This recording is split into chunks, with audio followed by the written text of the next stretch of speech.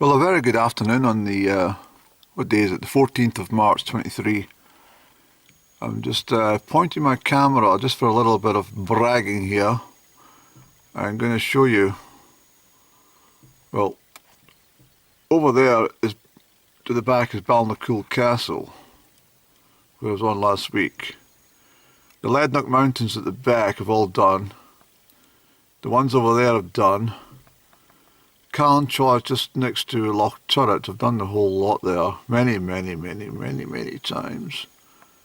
And over at the back, you can't see Ben Hornsey, unfortunately. It's just, despite being a Monroe, it's so far back from the valley. It's hidden, but you can see up to the corner of Auchnafree Hill, which I was recently on at the back there, and that was a steep incline I came down. This, of course, is Connaughton Hill. So this rises steeply from the Loch Turret. And then we have the Blue Crags. There's some water on the windscreen. I was just giving it a little sprinkle. So we've got the Blue Crags, and then we've got Stonefield Hill at the back. And Stonefield Hill extends quite a bit, actually, all the way from the Barwick. Excuse me, Walter, can you get out the way? Please dribble water. So Stonefield Hill is a very high one as well. You're certainly up to well above 2,500 feet there.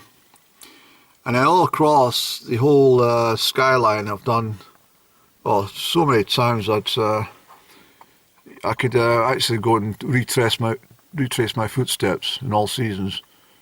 There's so many routes I've done, and the one I'm pointing at, of course, is Milneveron. And at the back there is Mildew. Then we're over to Miltarsoon, and then finally we're over to the Scurran at the back there, which falls sharply into the Smogline. We of course have the delightful centre of the universe, well at least it once was, called Crieff, and behind that is the 911 foot Upper Knock. Most people will remember it when it's forested. It's always been forested and cut down, although there was a major fire up there in 1973, started deliberately, which caused havoc, destroyed the whole forest. And then we have the Lower Knock, or the knock behind the Crieff Hydro, which is 793 feet above mean sea level. In 1973, when the Upper Knock was set on fire, also the grandstand at the Market Park at the Highland Games, well, some scoundrel, we know who it was, but he wasn't prosecuted, but the scoundrel set fire to the grandstand. There was also fires in various locations in Crieff previous to that, actually, back in the late 60s, which was done by a firebug. Again, I think he was apprehended but not prosecuted for some reason. I think his age was something to do with it. But he caused mayhem in the town because lots and lots of prominent buildings were completely destroyed. His name is known, but obviously for litigation, I'm not going to repeat it. But it's great to see all the mountains right across that have been so favourably done. And as I said, you know, many times on camera of late, there would be a return of some snow. Not particularly deep at the moment, but I think we'll get another covering. I think we'll get several coverings before it all fitters away for another season. Most of these are south facing, of course, so once the sun rises, it quickly, you know, dissipates from the. But on the northern sides, there'll be much more compact snow. What you really need is heavy snow with extremely high winds to create the drifting and the filling up all the hollows and stuff like that. That's what makes it lovely. But the farmland across the Southern Valley here is looking very tidy. I must say the ploughs have been pretty accurate this year. We've got we've got spring barley in the growth here. A lot of the fields have already been sown. And of course, over there would be towards Drummond Castle. Lady Willoughby, I'm sure she won't mind me mentioning, but she's normally down in Norfolk, actually. She's got a big estate down in Norfolk. But Lady Willoughby used to come out to my father when he was on the post run. He was a postman for 37 years. And he was part of the run that he had. He had several different types of runs, of course, but one was in the Drummond Castle, and Lady Willoughby would come down and out the door and say, "Oh, Jimmy, you don't have a cigarette, do you, James?" And my father was a smoker, of course, and said, "Oh yes," and handed her maybe 3 or 4 cigarettes. But this was done on almost a regular basis. One of the richest people in the UK almost, and she didn't buy any cigarettes for herself. I'm sure somebody told me she's worth 88 billion. I'm not sure if that's correct, if it's 8 billion or 88 million. No, I think it's more than 88 million. I think it could be 8 billion. Although someone did say it was 88 billion, but I don't think you could be a billionaire 88 times over. No, I don't think so. Unless it's counting all the land and property and assets and stuff like that. 8 billion, I think she'd be a billionaire 8 times over. And it just shows you what you can do if you don't buy any cigarettes yourself. But I'm sure that's not quite true, Andrew, but yes.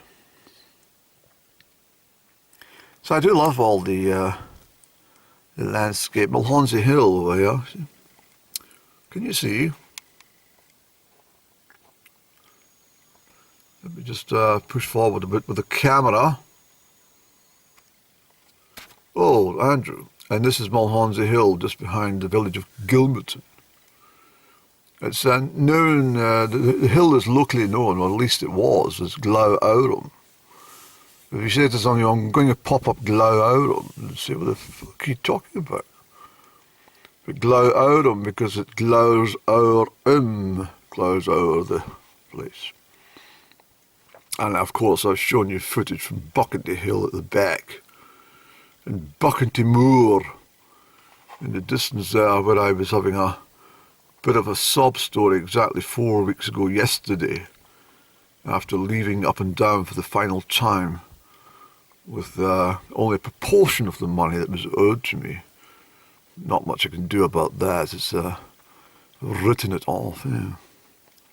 It's almost like saying the Lehman Brothers were, they folded, but lots of people were owed money, but they can't do fuck all about it.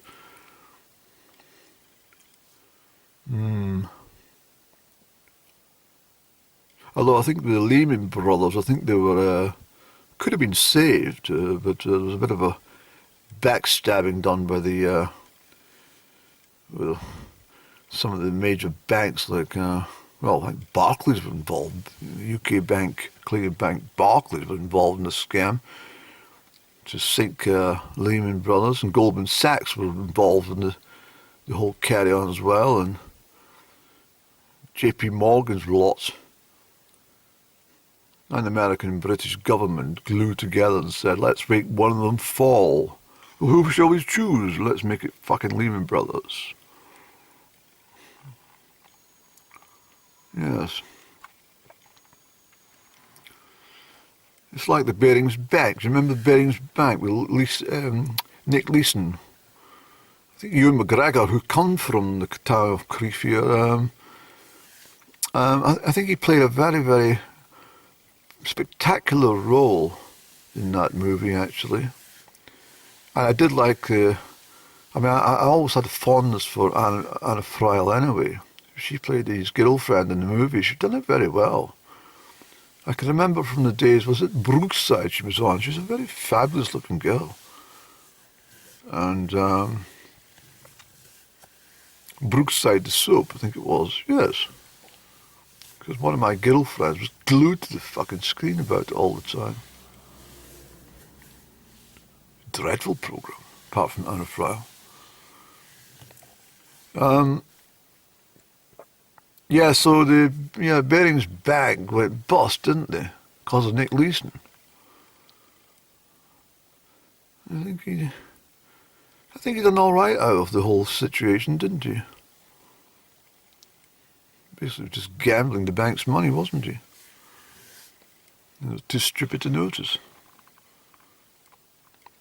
And I don't think anyone remembers the collapse of the BCCI bank, do they? Which we're still paying for. Yes. Because there's so many investments made by local government in this bank. And they lost a lot. They lost everything, didn't they? Part of why the council tax always seems to be rising for everybody for less services. It doesn't make sense, does it? As I say, it's like someone cuts your grass every year, puts a nice stripe on it. Hold on, my camera's needing removal of film. I'll come back to the subject. Hold on. Yes, well, I best be quick. It might not be the footage. It could be the batteries running low. But yeah, so you get the gardener who comes in to stripe your lawn, some chap with his lawnmower comes and cuts the grass every spring and summer and autumn, and then I'm giving the comparison about the council tax, you see, but so you pay more for less services, you see, so the gardener comes along and says, well, that'll be £45 for the cut. £45, but you've only cut a third of the grass this year. Yes, I didn't put the prices up too much. I've only put them up 8%, but for that 8%, I cut less grass. Oh, right. Well, what would it be to get the whole lawn cut? Oh, that would be £65. All right. No, I'll just leave the third uncut, thank you. I'll, yeah, all right. Well, that's exactly what it's like with, inflation. And, well, let's stick with council tax. You pay more council tax every year for less services. It's like, when will people actually wake up and go, why are we paying more for less all the time? Why? Why, Delilah? Why, Delilah? That should be my aim.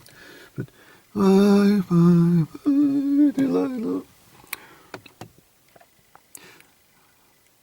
I don't know anyone called Delilah. I think they had was that program This Life, which was quite a woke program in the 90s, I think it was.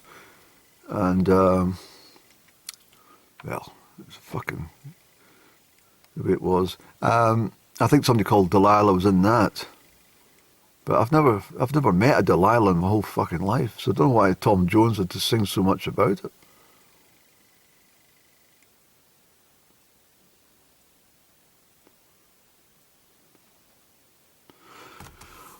Yeah.